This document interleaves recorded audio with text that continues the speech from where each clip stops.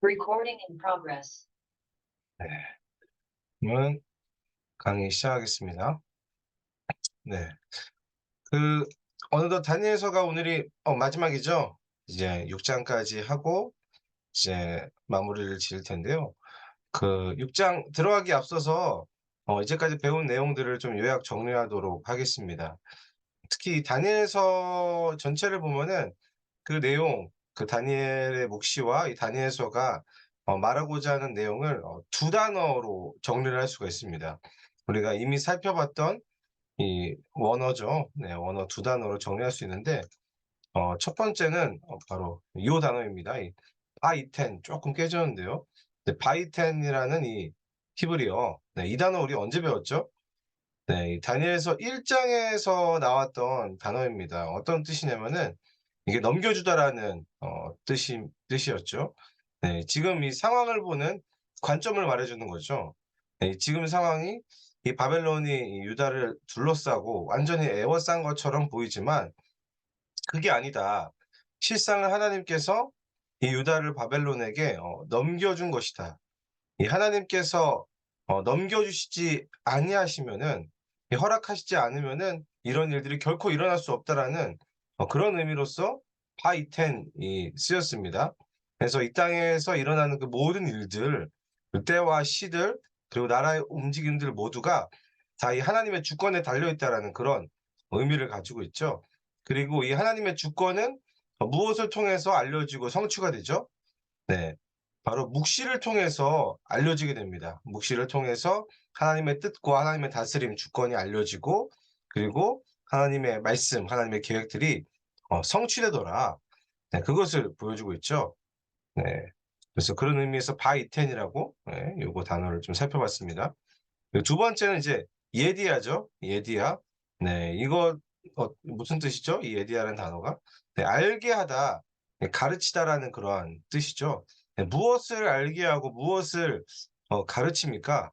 네, 바로 앞에서 말했던 그 모든 사실들, 이 모든 때와 시와 이 모든 나라들, 그 역사가 흘러가는 모든 것이 하나님의 주권에 달려 있음을 보게 하시고 알게 하시고 가르치는 것, 그것이 다니엘서의 목적이라고 할 수 있습니다.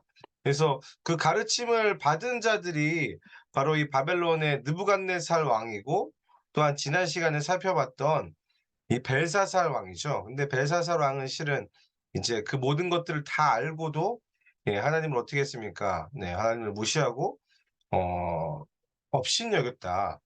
네, 그래서 결국 심판을 받게 되죠. 그리고 또 하나, 또 한 가지, 이 하나님께서 이 모든 때와 시를 다스리신다라는 거를 누가 배웠느냐? 하나님께서 누구를 가르치셨느냐?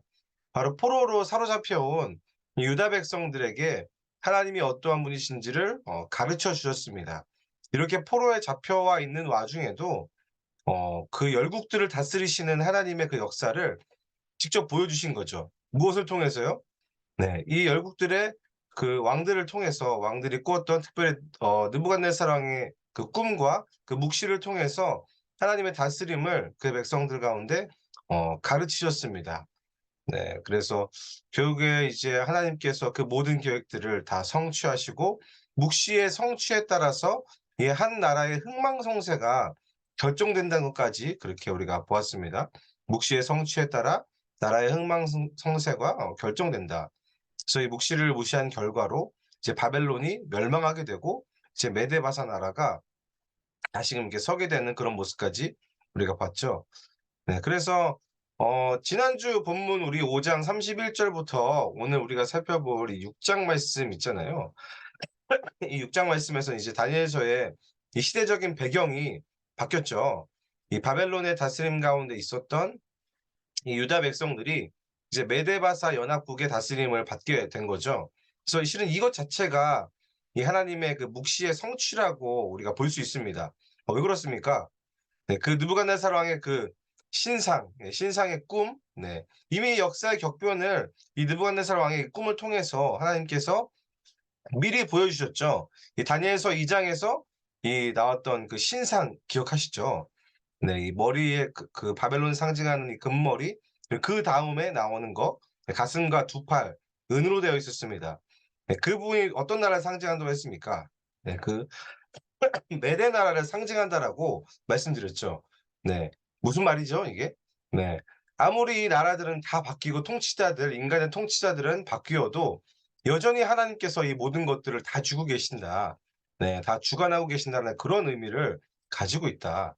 그래서 뭐 이것을 막기 위해서 느부갓네살 왕이 막 아무리 금신상을 만들고 막 정복 지역 막 관리들을 다 단돌이 하고 해도 결국에는 하나님께서 계획하신 대로 이 모든 역사가 흘러갈 수밖에 없다라는 것을 지금 보여주고 있습니다.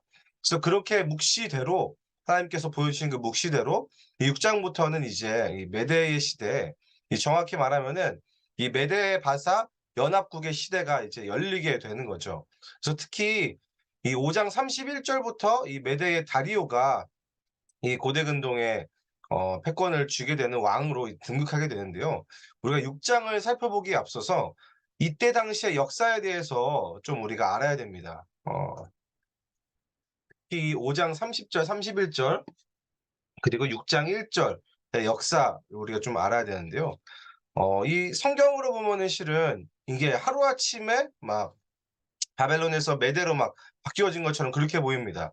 하지만 이제 실제 역사를 보면은 그렇게 하루아침에 메대가 바벨론을 막 정복한 것이 아니죠. 네, 특히 이 다리오 왕이 나오게 된 이 메대 역사를 좀 우리가 살펴보면 이렇습니다. 네. 먼저는 이 메대 왕 아하수에로의 딸, 네, 그 만다네라고 해요. 네. 그 아하수에로가 자신의 딸을 페르시아 바사죠. 네, 바사의 이 캄비세스 1 세에게 시집을 보냅니다. 그리고 그 둘 사이에서 나온 왕이 바로 네, 고레스 왕이죠. 네, 고레스. 네, 고레스 왕. 네, 그래서 고레스가 이제 페르시아 사람이죠. 그래서 고레스가 근데 이 12 살 때에 이 메대 왕 아하수에로가 이 고레스를 바사에서 네, 메대로 불러들여서 자신의 동생에게 양육을 시킵니다. 그래서 이 아하수에로가 이 고레스가 이 잘하는 것을 보면서 너무 총명한 거죠. 그래서 이 고레스를 처단하려고 했지만 실패합니다. 그리고 결국 고레스가 이 메대를 페르시아와 이제 병합하면서 이 메데바사 연합국이 탄생하게 된 거죠. 네, 그리고 이때 고레스는 이 메대 출신이자 자신을 양육했던 이 아하수에로 왕의 동생 있죠. 네, 여기 나오죠. 이 동생을 메데바사 연합국의 왕으로 추대를 하게 되는데요. 네, 그 왕이 바로 5장 31 절과 그리고 6장 1 절에 나오는 이 다리오 왕입니다. 그리고 그 즈음에 이제 고레스가 이제 바벨론을 점령하게 되고 그리고 바벨론 정복 후에 이제 그 고레스는 이 다리오 왕의 딸과 결혼을 하게 되는 거죠. 그리고 난 다음에 이제 2년 후에 다리오가 죽고 그다음에 고레스가 페르시아의 왕으로 이제 완전히 집권을 하게 되는 그런 역사가 있었다. 네, 그래서 이 다니엘이 어디에 나오죠? 네. 그쵸. 6 장이죠. 네, 6장 28 절인가요? 네. 거기에 나온 대로 이 다리오 왕의 시대와 이 바사 사람 고레스 왕의 시대에 형통하였더라라고 이렇게 나와 있잖아요. 네. 정말 그 시대까지 그 바사 사람 고레스 왕의 시대까지 다니엘이 활동을 하게 된 거죠. 그래서 이러한 배경 하에서 이 6 장의 다리오 왕, 네, 다리오 왕을 우리가 봐야 됩니다. 그래서 실은 성경은 이 역사에 대해서는 그렇게 막 자세하게 설명하지 않습니다.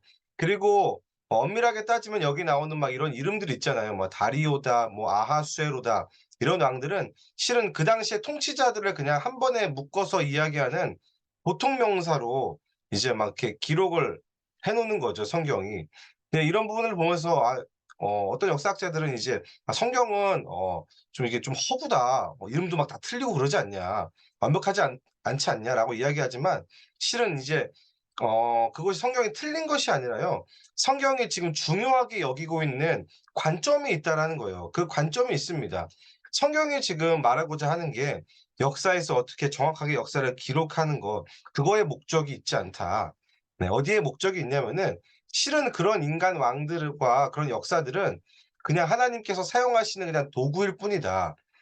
성경이 중요시하게 여기고 바라보는 거는 하나님께서 이 역사를 어떻게 다스리고 계시느냐. 이 역사에 대해서 이 왕들의 행실에 대해서 하나님은 어떠한 의중을 가지고 계시느냐.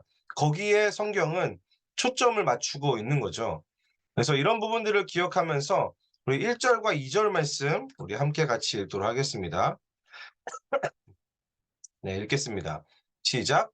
다리오가 자기의 뜻대로 고관 120명을 세워 전국을 통치하게 하고 또 그들 위에 총리 셋을 두었으니 다니엘이 그 중에 하나이라. 이는 고관들로 총리에게 자기의 직무를 보고하게 하여 왕에게 손해가 없게 하려 함이었더라. 아멘. 네, 1절과 2절을 보면은 이제 새롭게 이 바벨론 지역을 다스리게 된 다리오 왕이 가장 먼저 했던 일이 무엇입니까? 네, 그것은 이 나라의 행정 조직 전체를 바꾸는 일이었어요. 네, 1절을 보면은 이제 120명이나 되는 관리들을 세워서 전 지방을 다스리게 했다. 그리고 2절을 보면은 또 이들을 관장하는 총리 3명을 두었다라고 이야기합니다. 여러분들 보통 이렇게 나라가 바뀌었을 때는 어떤 일이 일어납니까? 네, 그 전에 있었던 사람들 있잖아요. 특히 높은 직위에 있었던 사람들이 모두 옷을 벗습니다. 실은 옷을 벗는 것을 넘어서 막 다 처형을 당하는 거죠. 네, 숙청을 당하고 그런 모습들을 많이 보셨을 겁니다. 자, 그렇다면 이 바벨론의 이 고위 관리들은 어떻게 되었을까? 네, 적어도 모두 다 숙청을 당해야 되는 그런 상황. 그래야지 정상의 상황인 거죠. 자, 그렇다면은 다니엘도 당연하게 어떻게 돼야지 마땅할까요? 네, 다니엘 또한 이 숙청의 대상이었다. 실은 우리가 지난 시간에 살펴봤던 이 5장 29절을 보면은 이 바벨론의 이제 그 마지막 왕이죠. 벨사살 왕이 그 벽에 글씨를 해석한 이 다니엘을 보고서는 상을 내리고 바벨론을 다스리는 셋째 통치자로 삼았다라고 그렇게 나와 있습니다. 그래서 실은 이 5장 30절부터 6장 1절 그 사이에 그 상황 있잖아요. 그거는 이 다니엘에게 있어서는 굉장히 위협이 되는 그런 상황이었습니다. 어떻게 보면 바벨론에서 당했던 그 모든 위협보다도 '아 이제는 끝났다. 이제는 내 목숨이 이제 여기까지구나.'라는 그런 상황이다라는 거죠. 자 근데 어떻게 됐습니까? 이 2절 말씀을 보면은 총리 셋 중에 그중에 하나다. 이렇게 이야기합니다, 다니엘이. 그리고 심지어 3 절을 보면은 이렇게 이야기하죠. 네 제가 읽어 드릴게요. 다니엘은 마음이 민첩하여 총리들과 고관들 위에 뛰어남으로 왕이 그를 세워 전국을 다스리게 하고자 한지라. 자, 왕이 지금 다니엘을 어떻게 하려고 하고 있습니까? 네, 아까 그 120 명의 지방 관리를 다스릴 총리 3명 중에 1 명으로 뒀는데 그런데 그 총리 3명 중에서도 더 높은 자리, 네, 완전히 최고 통치자 자리까지 이 다니엘에게 두어서 다스리게 하려고 한다. 네, 굉장하죠. 네, 이런 것을 보면서 막 '아 역시 자녀는 뭐 다니엘처럼 키워야 된다. 뭐 이렇게 키워야 된다.' 뭐 이렇게 이야기를 하시는 분들도 있지만 실은 성경이 말하고자 하는 게 과연 그런 걸까? 네. 특히 여기 3 절에서 보면은 이렇게 이야기하죠. "마음이 민첩하여"라고 이야기합니다. 네, 요게 마음이 민첩하다라는 게 이 히브리어로 루아흐 야티라라는 뜻이거든요. 이게 뛰어난 영이라는 뜻입니다. 네, 뛰어난 영을 가지고 있다. 그 속에 그 마음에 뛰어난 영이 있다. 네, 영이 뛰어나다는 게 무슨 말일까요? 이 실은 여기 루아흐라는 단어 있잖아요. 이 루아흐라는 단어가 다니엘서에서 반복해서 나오는 부분이 있었습니다. 네. 그게 어떤 부분이냐면은 지난 시간에 우리가 봤던 5 장에 이 루아흐라는 말이 반복해서 나타납니다. 실은 요 부분에 있어서 지난 시간에 그렇게 깊게 이야기하지 않았는데요. 지난주 본문을 보면은 이 벨사살 왕이 벽에 쓰인 글씨를 해석하지 못하고 나서 못할 때에 그때 이 벨사살 왕의 왕비가 네 이 다니엘을 추천합니다. 네. "이 꿈을 해석하는 잘 해석하는 자가 있다." 그렇게 이야기하면서 추천을 하는데 그때 왕비가 다니엘을 이렇게 소개를 해요. 네. "거룩한 신들의 영이 있는 사람이 있으니" 네 다니엘에게 무엇이라고 이야기하죠? 거룩한 신들의 영이 있는 사람. 여기서 이 영이 여기서 이 루아흐랑 똑같은 단어예요. 그리고 그다음에 바로 12 절에 이렇게 이야기합니다. "이 다니엘은 마음이 민첩하고 지식과 총명이 있어." 여기서 이 마음, 네 요것 또한 루아흐다. 네. 자 그렇다는 건 지금 다니엘에게 무엇이 있다라고 이야기하는 겁니까? 네 거룩한 하나님의 영이 그 안에 거한다. 네 물론 다니엘이 인간적으로 총명할 수 있습니다. 그리고 하나님께서 분명히 총명한 마음들을 부어 주셨어요. 그거를 부인하는 것이 아닌데 성경에 지금 강조하고 있는 것이 무엇인가? 계속 반복해서 말하고 있는 것이 무엇인가?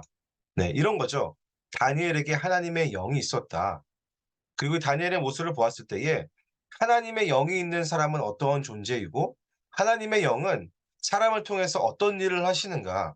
네, 성경은 지금 독자들로 하여금 거기에 지금 집중하게끔 하고 있는 거죠. 네, 이 메시지를 정리하면 이런 거죠. 하나님의 영이 충만한 사람, 하나님께서 세우신 사람, 그 안에 마음 가운데 하나님의 영이 있는 사람은 이런 사람의 때와 시, 계절이 바뀌어도 바뀌지 않는다. 이 사람의 때와 계절은 바뀔 수 있습니다. 이 나라와 통치자들도 하루아침에 바뀔 수 있는 것이 세상인 거죠. 그런데 하나님의 영이 그 마음 가운데 그 안에 있는 사람은 어떻습니까? 네, 그러한 세상의 변화에도 전혀 요동함이 없더라. 오히려 세상을 다스리고 통치하는 위치에 세워지게 되는 모습을 지금 보여주고 있는 겁니다. 자, 이거를 오늘날 우리에게 메시지로 받으면 어떤 걸까요? 네, 우리 그리스도인들이 가장 고려해야 할 사항은 무엇입니까? 어, 나는 지금 하나님의 영에 의해서 다스림을 받고 있는가? 이 질문입니다. 예수 그리스도를 주로 모신 모든 성도들에게 하나님의 영이 있습니다. 성령이 그 안에 거하고 계시죠. 그런데 이런 질문을 하는 거죠. 그렇다면은 나는 지금 하나님의 영에 의해서 다스림을 받고 있는가? 하나님의 영이 나를 어디로 인도하는가? 하나님의 영이 지금 내가 지금 당하고 있는 이 때와 시에 대해서 어떠한 의중을 가지고 계시고 어떠한 마음을 품고 계시는가? 이거를 알아야 된다라는 거죠. 그분의 영을 다스림을 받고 있는가? 이게 우리가 놓치지 말아야 될 질문입니다. 자, 다음으로 우리 4절 말씀입니다. 네, 우리 4절도 우리 같이 읽도록 하겠습니다. 시작. 이에 총리들과 고관들이 국사에 대하여 다니엘을 고발할 근거를 찾고자 하였으나 아무 근거, 아무 허물도 찾지 못하였으니 이는 그가 충성되어 아무 그릇됨도 없고 아무 허물도 없음이었더라. 네, 지금 다니엘이 최고 통치자로 임명되기 직전이죠. 근데 이거를 좋게 볼 사람이 과연 이 메드 나라에 몇이나 있었을까? 저는 다리오 왕 빼고는 한 사람도 없을 것이다. 네, 당연히 좋게 볼 사람이 거의 없었을 것입니다. 네, 특히 이 함께 선발된 이 고관들과 총리들이 아마 다니엘을 제일 꼴보기 싫어하지 않았을까? 이렇게 생각할 수 있죠. 네, 자 그래서 어떻게 하죠? 네, 허물을 찾기 시작합니다. 실은 사람이 이 먼지를 털었을 때에 털어서 먼지 하나 안 나는 사람이 있기란 게 쉽지 않죠. 불가능한 겁니다. 적어도 이 메데바사의 법의 테두리 안에서 지금 살펴보는 거죠. 그런데 어떻게 돼요? 네, 아무리 그 근거를 찾으려고 해도 다니엘을 고발할 근거를 찾을 수가 없었습니다. 그래서 이들이 어떤 일을 하는 줄 아십니까? 네, 5절을 보면 이렇게 이야기하죠. 그들이 이르되 이 다니엘은 그 하나님의 율법에서 근거를 찾지 못하면 그를 고발할 수 없으리라 하고, 자, 지금 이 다니엘의 대적자들 입에서 무엇이 언급되죠? 네, 빨간색으로 제가 이렇게 해놨죠. 네, 하나님의 율법이 지금 언급되고 있습니다. 네, 어쩌다가 이들의 입에서 하나님의 율법이 언급되었을까? 네, 곰곰이 좀 묵상을 해봤는데요. 그건 바로 이 다니엘의 삶입니다. 이 다니엘의 삶을 봤을 때에 아니 어떻게 털어서 먼지 하나 안 나오는 사람이 있을 수 있지? 그거를 이 대적자들도 보고 놀라는 거죠. 실은 이들이 하나님에 대해서 잘 알지 못하죠. 뭐 바벨론 때처럼 하나님께서 뭐 왕에게 직접적으로 묵시를 주시지도 않았고 하나님의 기적이 무엇인지 실은 이 메데바사 이 사람들에게는 하나님에 대한 경험이 전무합니다. 자, 그런데 지금 다니엘의 삶을 보니까 어때요? 뭔가 달라도 다르다. 저 삶에 어디서 나왔을까 저 삶이. 하나님의 율법이구나. 그래서 하나님의 율법을 어길 수밖에 없는 그런 법을 만들어낼 그런 계략을 꾸미는 건데요. 여러분 저는 이 점이 실은 너무 감동이 됐습니다. 이 다니엘의 이 삶만 보더라도 이방인들이 저절로 하나님의 율법과 하나님의 말씀에 관심을 가지게 돼 버리는 그래서 하나님의 율법을 보게 만들어 버리는 그 영향력에 이게 전 감동인 것 같아요. 이 다니엘의 삶을 본 자들이 자연스레 하나님의 율법에 관심을 가지게 된 겁니다. 실은 그것이 좋은 의도든 나쁜 의도든 이게 상관이 없이 전 이거 대단한 거라고 생각합니다. 저는 이것이 하나님의 영에 사로잡힌 사람의 특징이라고 생각합니다. 이 바로 이 하나님을 모르는 우리 주변의 사람들이 우리의 삶에 대해서 관심을 가지게 되는 거죠. 뭐 그것이 좋은 관심이든 나쁜 관심이든 이런 거죠. '아 저 사람은 뭔가 다르구나. 저 사람 안에는 뭔가 있다. 다른 사람들에게는 볼 수 없는 무언가가 있구나.' 이런 관심인 거죠. 그리고 하나님께서 바로 그 관심을 지금 사용하고 계시더라. 이 다니엘의 삶을 통해서 하나님의 율법을 보게 하고 어떻든 이들이 막 다니엘을 막 핍박하고 함정을 파기 위해서 율법을 보지만 하나님에 대한 관심이 생기더라. 그거를 지금 이 말씀에서 보여주고 있습니다. 그래서 이어서 이 6장 7 절과 8 절을 보면은 좀 길긴 한데요. 실은 지금 이게 어떤 내용이냐면은 이 다니엘의 대적자들이 지금 다리오 왕을 부추겨서 법을 하나 만듭니다. 어떤 법이냐면은 30일 동안 이 왕 이외에 어떤 다른 사람이나 신에게 기도를 하면은 구하면은 사자굴에 던져 넣어 버리는 그런 법을 만들어 버리는 거죠. 근데 여기서 보면은 왜 굳이 30 일일까 생각해 볼 수 있습니다. 뭐 그냥 쭉 그냥 그렇게 할 수 있지 않느냐. 느부갓네살 왕은 아닌 게 아니라 이제부터 그 금신상 만들어 놓고 이제부터 여기에 절하지 않으면은 다 풀무불에 던져 버리겠다. 이렇게 이야기하지만 30 일입니다. 왜 30 일일까? 실은 이거는 그 당시 이제 메데바사의 독특한 이 식민지 정책 때문에 그렇습니다. 이 어떤 정책을 폈냐면요. 이 정복민들이 자신들의 종교를 마음대로 믿을 수 있게 하는 그런 정책을 폈어요. 이 바벨론과는 완전히 다르죠. 이 바벨론은 처음부터 이 정복민들을 바벨론화하려고 했죠. 그래서 막 아예 처음부터 이 총기가 있고 좀 어린 아이들인데 좀 괜찮은 아이들은 막 이렇게 선발을 해 가지고 바벨론식으로 교육을 막 가르쳤습니다. 근데 이 메데바사는 그렇게 하지 않았습니다. 이 정복민들의 신앙을 그대로 존중해 줬죠. 뭐 그랬기 때문에 뒤에 정권을 잡은 고레스 왕이 이 유대인들을 예루살렘으로 귀환시켜 준 겁니다. 그래서 바로 그런 법이 있었기 때문에 다니엘의 이 대적자들도 그 법을 뒤집는 법을 만들지는 못했던 거죠. 자, 그런데 단 30 일입니다.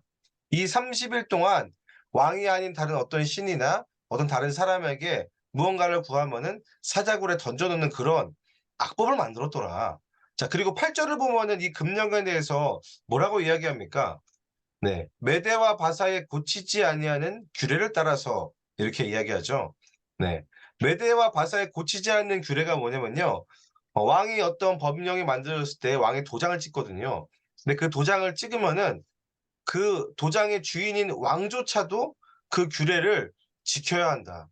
왕조차도 그 규례와 그 법을 바꾸지 못하게 하는 그런 이제 금령, 네, 그런 효력이 발생되는 그런 법이 있었습니다. 이게 굉장히 강력한 그런 법이죠. 네, 그래서 그 법으로 지금 다니엘을 위기에 빠뜨리려고 한다. 네. 자, 그런데 다니엘에 대해서 다니엘이 이 모든 상황들에 대해서 어떻게 반응한 줄 아십니까? 우리 10절 말씀입니다. 10절 읽겠습니다. 자, 시작. 다니엘이 이 조서에 왕의 도장이 찍힌 것을 알고도 자기 집에 돌아가서는 윗방에 올라가 예루살렘으로 향한 창문을 열고 전에 하던 대로 하루 3번씩 무릎을 꿇고 기도하며 그의 하나님께 감사하였더라. 네, 10 절을 보면 이렇게 이야기하죠. 왕의 도장이 찍힌 것을 알고도 하루 3번씩 무릎을 꿇고 기도하고 하나님께 감사했더라. 네. 어떻게 했다고요? 네. 알고도 했더라. 알고도 하나님께 기도했더라. 여기서 이 알고도 기도했다라는 게 어떤 말일까요? 이렇게 기도함으로 인해서 사자굴에 들어갈 것을 알고도 그렇게 했다라는 거예요. 그렇게 돼도 괜찮다. 아니 그렇게 되든 아니든 나에게 있어서는 전혀 상관이 없다. 심지어 예루살렘을 향한 창문을 열고 지금 누구든 봐도 괜찮다는 듯이 지금 그렇게 기도를 드리고 있습니다. 그런데 여러분 더 놀라운 것은 이렇게 이야기를 해요. 전에 하던 대로라고 이야기합니다. 네. 어떻게 한다고요? 네. 전에 하던 대로.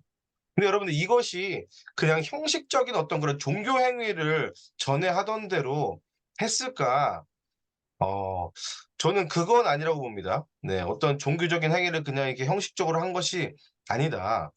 실은 이때에 이 다리오 왕 때의 다니엘이 반복해서 계속해서 간구했던 기도의 내용이 있습니다.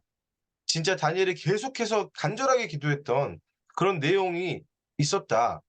계속해서 기도했던 그대로 기도했다라는 그 말인데 실은 오늘 6 장에는 그 다니엘의 기도의 내용이 나오지가 않죠. 자, 그런데 뒤에를 좀 보시면은 이 다니엘서 9 장을 보면은 그 기도의 내용이 무엇인지를 우리가 대략적으로 좀 짐작을 할 수가 있습니다. 이 다니엘서 9장 15절이랑 16절인데요. 이 부분을 함께 좀 읽어볼까요? 네, 읽겠습니다. 시작. 강한 손으로 주의 백성을 애굽 땅에서 인도하여 내시고 오늘과 같이 명성을 얻으신 우리 주 하나님이여 우리는 범죄하였고 악을 행하였나이다. 주여 구하옵나니 주는 주의 공의를 따라 주의 분노를 주의 성 예루살렘 주의 거룩한 산에서 떠나게 하옵소서. 이는 우리의 죄와 우리 조상들의 죄악으로 말미암아 예루살렘과 주의 백성이 사면에 있는 자들에게 수치를 당함이니이다. 네. 이 9장 15절, 16절 말씀 무슨 내용이죠? 네, 쭉 읽었지만 이 포로로 잡혀온 이스라엘 백성들의 죄에 대해서 지금 다니엘이 대신 자복을 하고 있습니다. 그죠. 자복을 하고 용서를 구합니다. 그리고 이 예루살렘을 주님 제발 회복시켜 주십시오. 이렇게 기도를 해요. 그리고 그 뒤에 보면은 이 9장 이제 처음이죠. 처음에 보면은 다니엘이 기도를 할 때 이때에 선지자 예레미야의 예언을 깨닫고 나서 기도를 했다라고 이야기 나오거든요. 근데 그 말씀이 예레미야 25장 12절 말씀입니다. 제가 이걸 읽어드릴게요. 이 말씀을 깨달았습니다. 여호와의 말씀이니라 70년이 끝나면 내가 바벨론의 왕과 그의 나라와 갈대아인의 땅을 그 죄악으로 말미암아 벌하여 영원히 폐허가 되게 하되. 네. 이 예레미야 25장 12절 말씀인데 이렇게 이야기하죠. 70년이 지나면은 바벨론이 망하고 네. 다음 나라가 서게 된다. 그리고 이스라엘이 다시금 회복된다는 메시지. 그게 예레미야 25장의 예레미야 예언이거든요. 근데 이 예언을 깨달은 거예요, 다니엘이. 네. 근데 이 예언을 깨달았을 때에 이 다니엘의 나이가 몇 살인 줄 아십니까? 82세 정도 됩니다.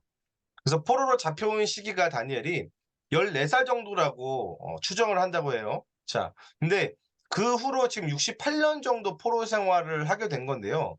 이 예언대로라면은 이제 포로 생활이 대략 몇 년 정도 남은 거죠? 네, 2년 정도 남은 겁니다. 그리고 역사적으로 이 2년 후에 이 다리오 왕이 죽고 누가 이제 이 바사의 왕이 되죠? 네, 고레스가 왕이 됩니다. 네, 고레스 왕 때 어떤 일이 일어났습니까? 이스라엘 백성들의 포로 귀환이 일어난 거죠. 다시 말해서 이제 포로 생활이 2년 남짓 남은 거다. 다니엘이 지금 그 점을 깨닫고서는 기도하고 있는 거예요.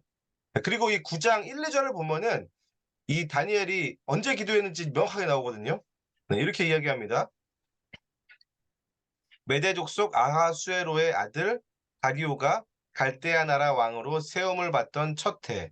네, 바로 다리오 왕이 다스렸던 그 첫 해입니다. 그때 이 예언의 말씀을 깨닫고 다니엘이 기도하기 시작하는 거예요. 하나님의 말씀, 이 묵시, 이 예레미야를 통해서 하셨던 그 예언의 말씀이 이제 성취가 되기가 이제 얼마 남지 않았구나. 이제 이 70년의 포로 생활이 곧 이제 끝나는구나. 이제 해방되는구나라는 것을 다니엘이 지금 그 예언이 깨달아지기 시작하면서 기도하기 시작하는 거죠. 주님, 이 일이 속히 이루어지게 해주십시오. 우리의 죄를 용서해 주시고 하나님의 그 말씀 가운데로 다시금 우리가 순복하게 하여 주시고 말씀이 이루어지는 것을 보게 해 주십시오. 이 기도를 하는 거죠. 여러분들 지금 이 6장에서 그래서 다니엘의 눈에 무엇이 보였을까요? 이 사자굴에 잡혀 던져질 위기가 더 크게 보였을까요? 아니면은 하나님의 약속의 성취가 이제 곧 이루어질 그때가 더 크게 보였을까요? 네, 후자인 거죠. 이 다니엘의 눈에는 하나님의 약속의 성취가 더 크게 보였던 겁니다. 그래서 이 10절의 뉘앙스를 보면 실은 이런 거예요. 이제 사자굴 따위는 지금 안중에도 없는 거죠. 다니엘에게 있어서. 여러분, 이것이 하나님의 영이 그 안에 있는 사람, 하나님의 비전을 보는 사람, 비전의 사람이 이런 사람입니다. 다니엘이 사자굴에 들어갈 위기에 놓였음에도 아랑곳하지 않고 기도할 수 있었던 이유는 바로 다니엘에게 이 하나님의 비전이 있었기 때문입니다. 하나님의 비전을 지금 눈으로 톡톡히 보게 되는 거죠. 하나님의 시선, 하나님께서 이 열국을 어떻게 다스리시는지, 지금 세상 역사는 무엇으로 인해서 움직이는지, 지금 강의 처음에 제가 했던 그 단어 2개 기억하시죠?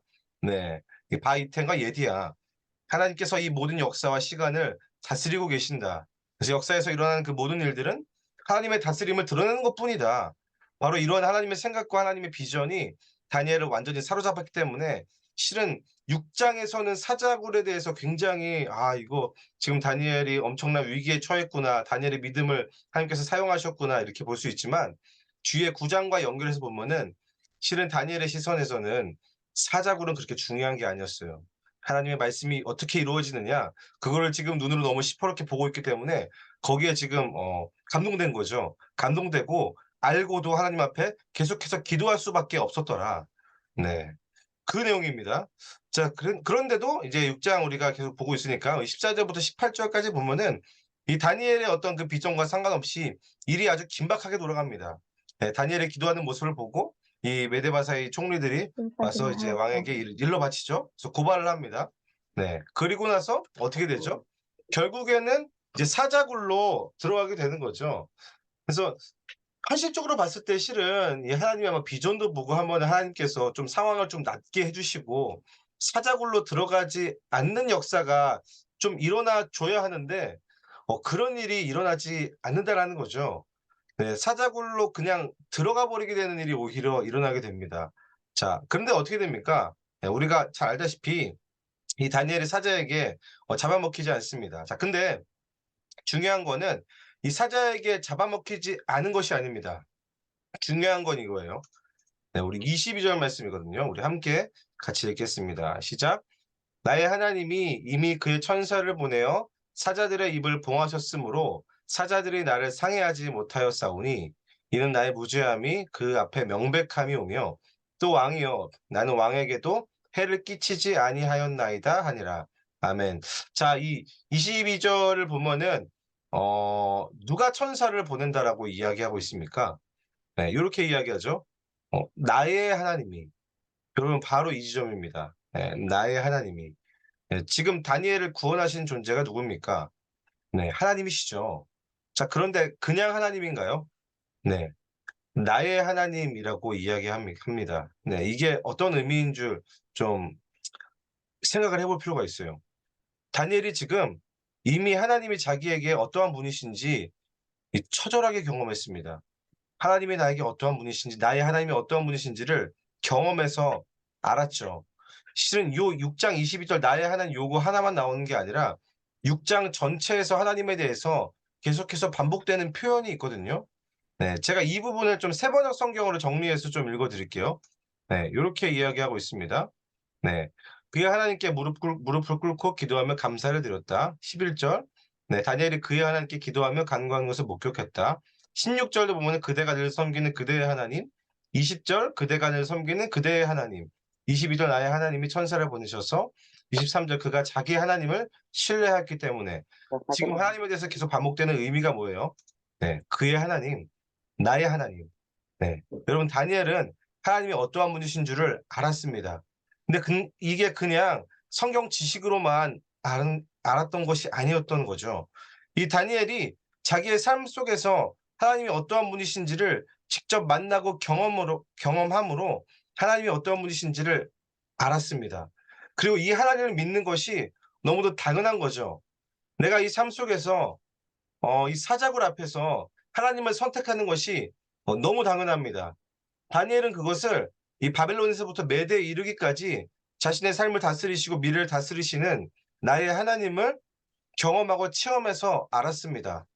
그래서 무슨 일이 일어나도 하나님께서 이 모든 것들을 다 통치하고 계신다. 나의 하나님께서 이 모든 것들을 주관하고 계신다라는 이 굳건한 믿음이 다니엘에게 있었습니다. 그리고 이제 그 믿음이 무엇을 이기는 모습을 보게 되는 거죠. 네, 이 다니엘의 믿음이 사자를 이긴다. 더 나아가서 이 절대 고치는 것이 불가능하다라고 여기는 그 메데바사의 그 금령, 그 세상의 법을 이기는 모습을 지금 보여주고 있는 거죠. 이렇게 해서 이 6장의 이야기가 좀 마무리가 되는데요. 이 6장의 이야기를 좀 마무리하면서 좀 이런 질문을 하고 싶습니다. 여러분들 우리에게 믿음이 있습니까? 믿음이 있으세요? 네, 이 질문을 바꾸면 이런 거죠. 여러분의 하나님은 어떠한 분이십니까? 나의 하나님은 어떠한 분인가? 이 질문에 대한 대답이 있어야 되는 거죠. 남이 말해주는 하나님 말고 내가 만난 하나님, 내가 믿는 하나님, 내가 믿는 하나님은 과연 어떠한 분이신가? 여러분은 여러분과 하나님과의 그런 만남의 이야기들이 있으십니까? 정말로 나의 하나님에 대한 그 만남의 이야기, 하나님과 동행했던 그 이야기, 그것이 지금 세상을 이기는 모습을 보여주고 있습니다. 1 장부터 6 장까지가 그래서 묵시가 그렇게 막 이렇게 묵시에 대한 해석이 막 계속 나오지 않고, 물론 7 장부터 12 장에 나오지만, 그래서 1 장부터 6 장까지가 내러티브로 구성이 되어 있는 거예요. 이야기로 구성이 되어 있습니다. 이 나의 하나님과의 그 이야기들이 나에게 있는가? 그게 진짠 거죠. 그것이 우리들을 이 화석화돼 버리는 그 신앙에서 구해 주는 겁니다. 그 믿음의 이야기가 도무지 앞이 보이지 않는 이 불안한 미래에서 길을 내어 주는 모습을 지금 보여주고 있는 거죠.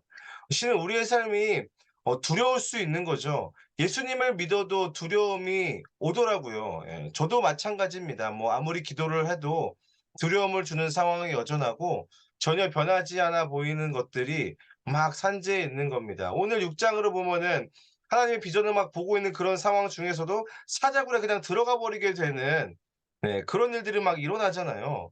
자, 그런데 결코 바뀌지 않는 확실한 진리가 무엇입니까? 네. 하나님이 우리를 자녀로 부르셨다. 하나님께서 이미 우리들을 하나님의 이야기로 초청하셨다. 어 나의 하나님이 어떤 분인지를 알려주기를 원하신다. 그래서 하나님은 이 여러분의 모든 인생의 이야기 가운데 지금 함께하고자 하십니다. 네. 그 하나님의 이야기 가운데 좀 들어가는, 네, 깊이 있게 들어간 여러분들이 되시기를 정말로 축복합니다. 그것이 바로 불안한 현실과 보이지 않는 미래를 살아내는, 네, 비결인 거죠. 하나님의 영이 그 안에 있는 사람이 그렇습니다. 하나님과 이 함께하는 것, 그 주님의 영과 함께하는 사람들, 네, 그 이야기가 쌓이고 쌓여서 이 세상을 이기는 모습을 지금 다니엘서가 보여주고 있습니다. 처음에는 고작 왕의 음식 몇 개를 거부한 다니엘이었지만, 나중에는 그 나라의 법조차도 이길 수 없는 사람이 되는 것, 네, 그 모습들을 지금 다니엘서를 통해서 보여주고 있습니다. 그래서 여러분들도 좀 이 하나님에 대한 이야기, 정말로 하나님 나에게 어떤 분이신가, 이 질문에 좀 답을 했으면 좋겠어요. 그래서 사색 질문은 첫 번째는 '나는 하나님의 영의 다스림을 받고 있는가? 나는 그 주님의 영에 사로잡힘을 당하고 주님께서 나에게 무엇을 원하시는가? 내 안에 계신 성령께서는 지금 나에게 무엇을 말씀하고 계시고 이 사안에 대해서 어떻게 바라보고 계시는가?' 두 번째는 '나의 하나님은 어떠한 분이신가?' 이런 두 가지 질문들을 우리 사색하면서 이 다니엘서를 마치도록 하겠습니다. 여기까지고요. 제가 기도하고 우리 강의 마무리하도록 하겠습니다. 기도하겠습니다. 하나님 아버지, 우리 다니엘서 1 장부터 6 장까지 우리 8주 동안 주의 말씀을 살펴봤는데, 하나님 감사합니다. 무엇보다도 하나님이 우리의 삶 가운데 어떤 분이신지를 이 말씀을 통해서 알려주셔서 감사합니다. 이것이 비단 다니엘의 하나님만이 아니라 우리의 하나님이다. 지금 역사하고 계시고 나를 불러주신 분이 바로 이분이다라고 우리 가운데 말씀해 주셔서 감사합니다. 하나님, 구하는 것은 주의 성령께서 우리 가운데 날마다 말씀하여 주시고 그 성령의 그 다스림 가운데 날마다 거하게 하여 주옵소서. 하나님 아버지, 주님 아닌 다른 것에 무릎 꿇었던 그 모든 자리에서 우리가 돌이키기로 결정합니다. 성령 하나님, 우리를 다스려 주시옵소서. 우리의 모든 불순종과 우리의 모든 믿음 없음, 주님께서 주님 긍휼히 여겨 주시고 하나님 다시금 우리의 무릎을 일으켜 주옵소서. 그래서 주의 말씀 가운데 우리가 온전히 복종하고, 또한 주의 말씀이 우리의 삶을 어떻게 다스리시는지를 하나님 아버지 우리가 보기를 소망합니다. 하나님의 비전을 허락하여 주시옵소서. 우리 아가페 교회 가운데 주님의 비전으로 일으켜 세워 주시고 하나님의 비전을 선포하고 하나님의 말씀을 이루는 자들, 하나님의 그 일하심을 경험하는 우리 모든 아가페 교회 성도님 될 수 있도록 아버지 은혜를 베풀어 주시옵소서. 하나님 아버지, 슬픔에 빠진 자들을 주님께서 위로하여 주시고 아픈 주님 환우들을 주께서 격려하시고 치료하여 주시옵소서. 주님의 영으로 다시금 회복시켜 주시옵소서. 하나님, 주님을 신뢰하고 더욱더 그 주님을 사랑하기를 소망합니다. 성령님, 날마다 우리 가운데 말씀하시고 우리를 사로잡아 주옵소서. 감사드립니다. 예수님의 이름으로 기도합니다. 아멘.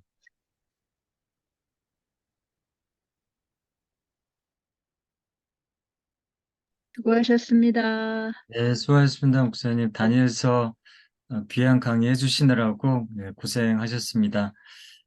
네, 감사드리고요. 우리 셀리더 모임 이어서 하도록 하겠습니다.